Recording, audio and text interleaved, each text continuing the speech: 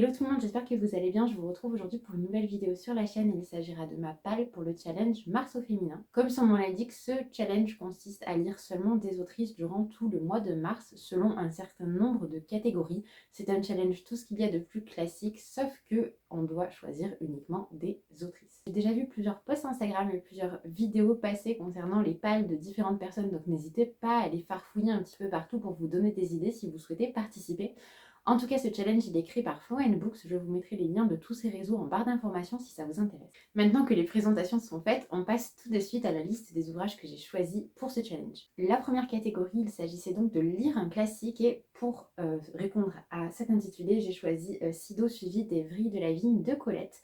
Donc, dans Sido, la première partie du livre, Colette évoque le souvenir de sa mère tant aimée. Elle nous parle aussi de son père, le capitaine, second mari de Sido, de sa sœur aînée, l'étrangère, et de ses deux frères, les sauvages, de l'amour qui unissait ses parents et de son enfance heureuse, des confidences, des anecdotes, des dialogues sur tous les thèmes chers à Colette, l'amour, l'indépendance, la solitude, les souvenirs, les bêtes, la nature, composent les vrilles de la vigne, la seconde partie du volume. Grâce à ce style dru, savoureux, propre à Colette, ces récits d'une extraordinaire poésie sont parmi les plus beaux de notre littérature. C'est un ouvrage qui est dans ma palle depuis assez peu de temps puisque je l'ai commandé sur Vinted, il me semble au mois de décembre, pour compléter ma collection des œuvres de Colette. Et je suis, voilà, encore une fois, toujours ravie d'approfondir ma découverte de cette autrice que j'aime déjà beaucoup. J'ai déjà lu Chérie, j'ai déjà lu Le blé en herbe, j'ai déjà lu La chatte. J'en ai certainement lu d'autres, mais c'est vrai que c'est une autrice avec laquelle j'ai beaucoup d'affect. J'ai un lien très particulier avec Colette que j'aime beaucoup. Après, j'ai ce lien-là avec pas mal d'autrices, bien qu'assez différemment. Ce que j'aime chez Colette, c'est beaucoup ses descriptions des sentiments humains, ses émotions très, très fortes, le ton grave qu'elle arrive à prendre pour aborder des thématiques qui touchent vraiment l'intégralité de l'humanité et particulièrement les femmes. J'aime également énormément ses descriptions de la nature, donc voilà, c'est une autrice qui me fait toujours frissonner, avec laquelle je passe toujours un très très bon moment. Donc j'imagine que cet ouvrage ne fera pas exception à la règle et je suis contente de le découvrir dans le cadre de ce challenge. Pour la deuxième catégorie, il fallait lire un essai et j'ai choisi un ouvrage que j'ai reçu il n'y a pas si longtemps non plus et qui était introuvable il y a peu. Alors j'ignore si il y avait eu un problème au niveau des rééditions ou de la distribution, mais voilà, je ne parvenais pas à trouver cet ouvrage. Je suis allée dans plusieurs librairies, ça a été très compliqué et j'ai fini par le trouver sur internet. Donc il s'agit des Femmes de droite d'Andrea Dworkin.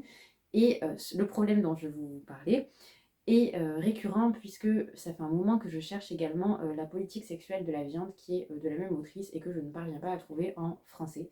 Donc voilà, c'est assez déroutant, parce que c'est vraiment des ouvrages que j'ai très envie de lire et qui ont vraiment piqué ma curiosité chaque fois que j'ai pu en entendre parler. Mais bon, j'ai fini par trouver Les Femmes de droite et ça va être ma découverte de la plume d'Andrea Dworkin, de son travail, dont j'entends que du bien. Militante féministe, Andrea Dworkin a voulu comprendre pourquoi des femmes rejettent le féminisme et n'hésitent pas à se montrer racistes et homophobes. Comment expliquer cet apparent paradoxe dans un contexte où les femmes sont subordonnées aux hommes? Les femmes de droite concluent ce qui leur paraît le marché le plus avantageux. En échange de leur conformité au rôle traditionnel, la droite leur propose la sécurité, le respect et l'amour. Elles font donc le pari qu'il est préférable de prendre le parti du patriarcat plutôt que de combattre ce système dont la violence est trop souvent meurtrière. Mais la droite et l'antiféminisme se fondent sur le mépris des femmes et encouragent l'exploitation de leur sexualité. Ce que font les femmes de droite pour survivre au système de classe de sexe ne signifie pas qu'elles y survivront. Si elles sont tuées, ce sera probablement aux mains de leur mari. Une réflexion brutale et sans concession qui rappelle l'importance de la révolte féministe. Donc ça, c'était pour la présentation du texte. Ensuite, vous avez une petite présentation de l'autrice, que vous la connaissiez ou pas, je vous le lis, ça fait à peine quelques lignes, donc voilà, c'est toujours sympa de savoir un petit peu qui sont les auteurs qui nous parlent, surtout au niveau des essais, je trouve que c'est quand même assez intéressant. Andrea Dworkin est une écrivaine féministe radicale américaine qui s'est fait connaître durant les années 80 en tant que porte-parole du mouvement anti-pornographie. Elle a publié une quinzaine de livres traduits dans de nombreuses langues, dont Coït et Souvenez-vous, Résister, ne cédez pas. Bon, finalement, c'est une présentation plutôt succincte. Alors, de ce que je peux voir dans l'ouvrage, il y a plusieurs questions qui sont abordées. Donc, la question de l'antiféminisme, pardon, dont on parlait lorsque je vous les ai lu la présentation. On a ensuite une partie sur l'avortement, on a une partie sur l'homosexualité, on a une partie sur la politique de l'intelligence, la promesse de la droite extrême. Voilà, une préface et j'imagine une postface et beaucoup de notes en tout cas. J'imagine que c'est un ouvrage qui renvoie beaucoup à d'autres essais et peut-être d'autres recherches ou faits divers sur lesquels on a pu travailler déjà au préalable. Bref, il me semble en tout cas que c'est un travail assez dense au vu de la présentation, donc j'ai hâte d'en faire la lecture et je reviendrai vers vous évidemment dès que je l'aurai terminé.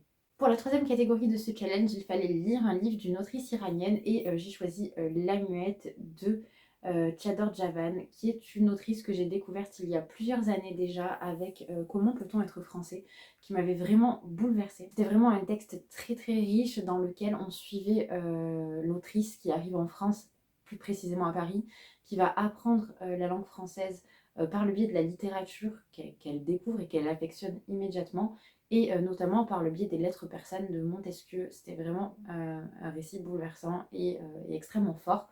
Voilà, je me suis un petit peu renseignée par la suite sur l'autrice qui a été menacée de mort à plusieurs reprises. J'ai 15 ans, je m'appelle Fatmi, mais je n'aime pas mon prénom. Je vais être pendue bientôt. L'amour fusionnel d'une adolescence pour sa tante muette, l'amour passionné de celle-ci pour un homme, tourne au carnage dans l'Iran des mollahs.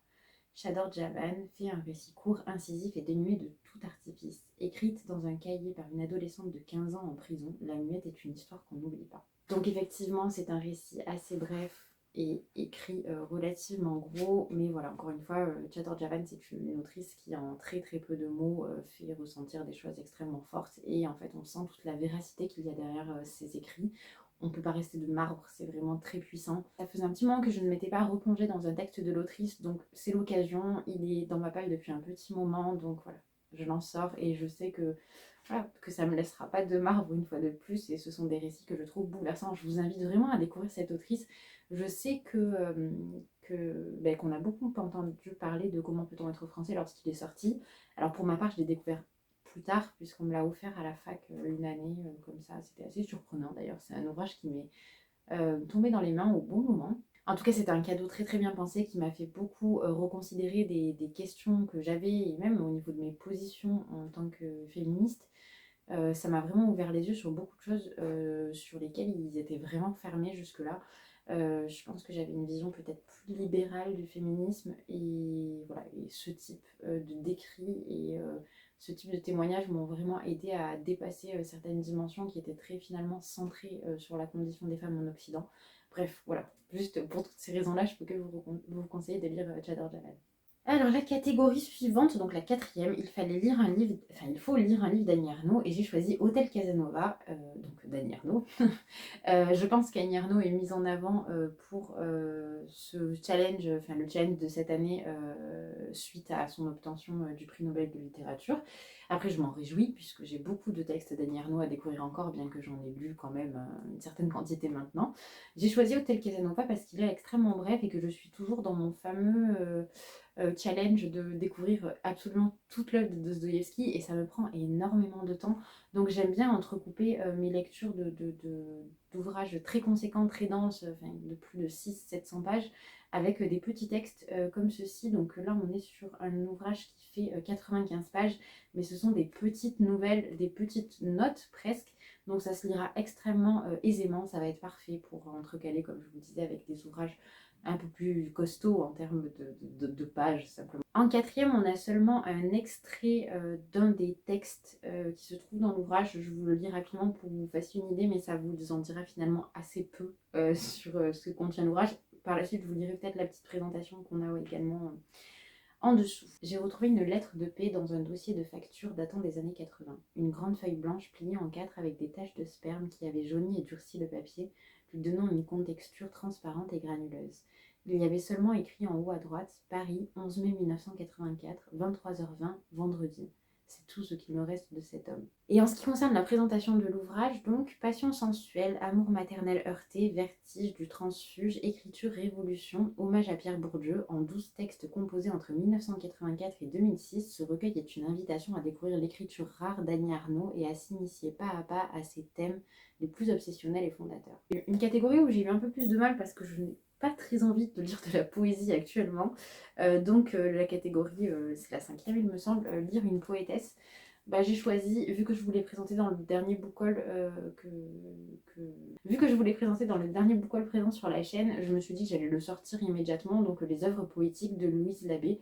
Et je vais pas m'étendre dessus parce que je pense que ce que je vais faire, c'est lire occasionnellement un sonnet par-ci par-là. Alors il n'y a pas seulement des sonnets, puisque l'on est sur, je crois que c'est l'ensemble de ses œuvres, donc en termes de forme, il y a un petit peu tout type de forme.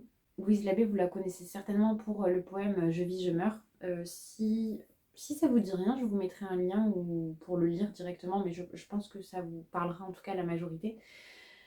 Voilà, c'est un texte que j'aime beaucoup. J'avais un petit peu feuilleté ses œuvres, mais je ne les ai jamais lues en intégralité. Donc voilà, ce sera l'occasion, même si je ne pense pas sur le mois de mars pouvoir lire la totalité du recueil, parce que comme je vous dis, je préfère y piocher régulièrement un texte et m'en imprégner un petit peu plutôt que de les enchaîner tous et de finalement perdre un petit peu la substance et la force de la construction poétique des textes de Louise Labbé. Donc voilà, c'est tout ce que j'avais à vous dire pour cet ouvrage. Alors là aussi, catégorie qui m'a posé problème, il fallait lire un roman historique et ce n'est pas quelque chose que je lis beaucoup. Donc j'ai fouillé un petit peu dans ma bibliothèque et qui s'apparente rapidement à de l'historique et que j'ai pris il y a peu sur Audible. Donc là, ça va être parfait parce que je pourrais suivre en papier mais me référer à l'audio lorsque je n'aurai pas forcément le temps de lire ou que je serai en train de faire une activité qui ne nécessite pas forcément toute ma concentration et que je pourrais donc écouter cette lecture. Donc ce que murmure le vent d'Amy Harmon, qui a été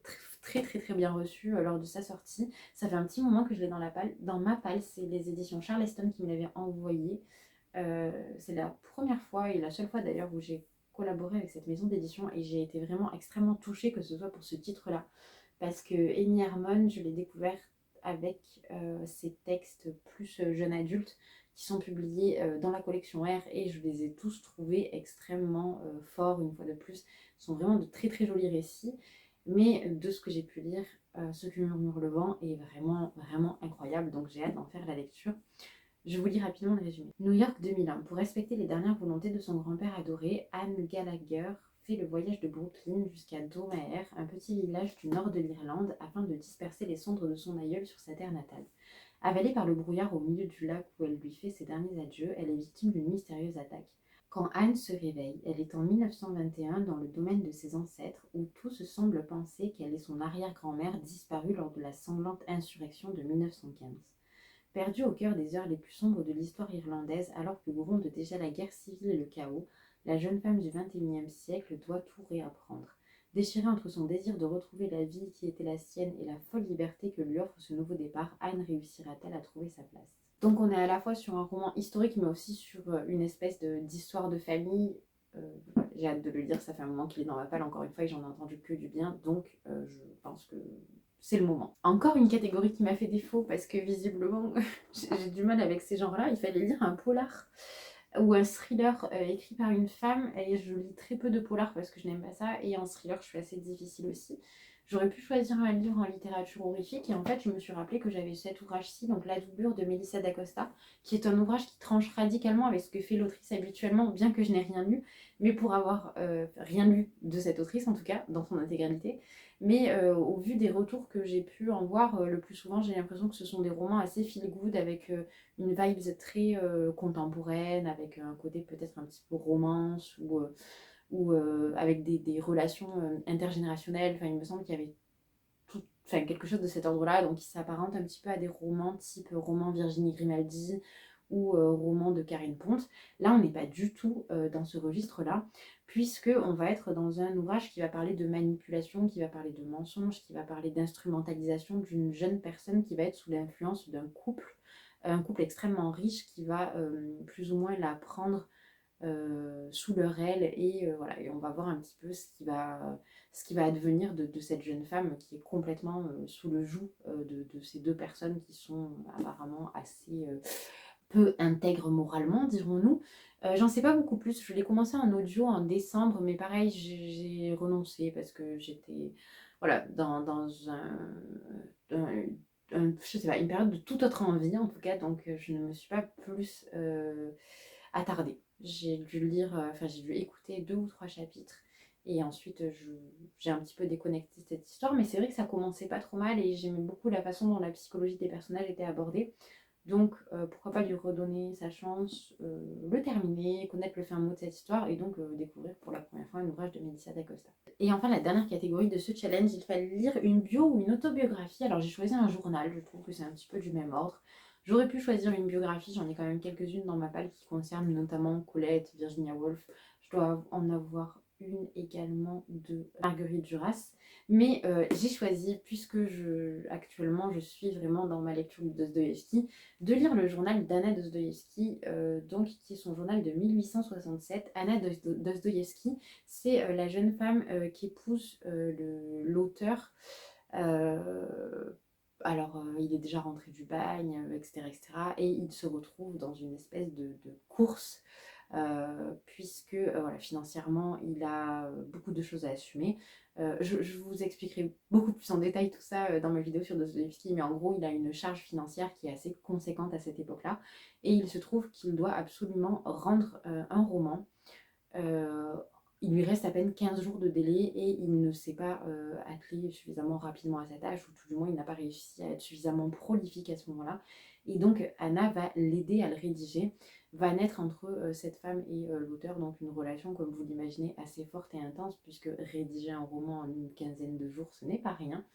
Et alors, 1867, est-ce que c'est la date de l'écriture du joueur? Je ne sais pas, parce que je vous raconte cette anecdote comme si... mais voilà, je vous racontais cette anecdote dans le sens de ce qui a rapproché Anna de Dostoïevski. C'est la seconde femme de l'auteur, et elle est beaucoup plus jeune que lui.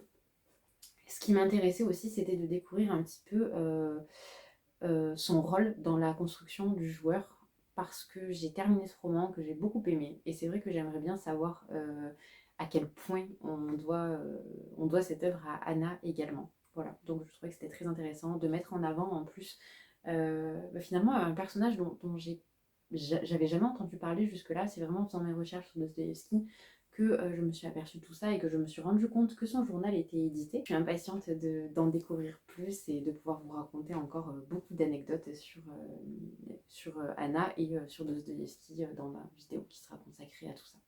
Voilà, c'est tout pour cette vidéo. J'espère que cette palle vous a plu, que ça vous a donné des idées et que vous participerez peut-être à ce challenge. Si vous le faites, que vous avez déjà tourné une vidéo ou que vous avez un article de blog par exemple où vous résumez les titres que vous avez choisis, n'hésitez pas à tout me mettre en commentaire. J'irai checker ça avec plaisir. D'ici la prochaine vidéo, je vous souhaite une très bonne journée ou une très bonne soirée. Je vous dis à bientôt.